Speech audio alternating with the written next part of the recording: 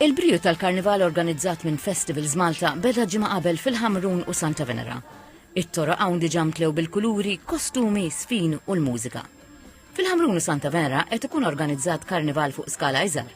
U dan biex it-tradizzjoni ta' din il-festa ta' briju tkompli tissaħħa. Ħaġa sabiħa hija li nara laqdiet tagħna jipparteċipaw, laqdiet tagħna bħalissa mit-tfal, iż-żgħażagħ u anke min-nies tal-kumitat qed jaħdmu fuq karrijiet għaliex kull laqda qed tagħmel karva tagħha. Bażikament se jkun karnival li se jibda minn Santa Venera flimkien mal-Ħamrun u mbagħad se jingħaqad fil-parata tal-Banet illi jagħmlu s-soltu ġewwa l-lokalità tal-Ħamrun.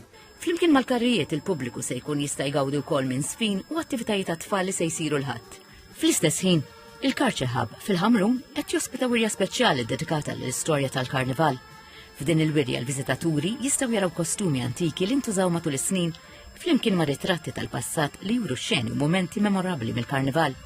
Is-Sindku tal-Ħamrun Christine Sammut spjega li din l-inizjattiva ttaqgħet il-passat mal-preżent u tagħti l-opportunità li l-pubbliku japprezza kemm it-tradizzjoni kif ukoll il-kreattività moderna tal-Karnival Malti.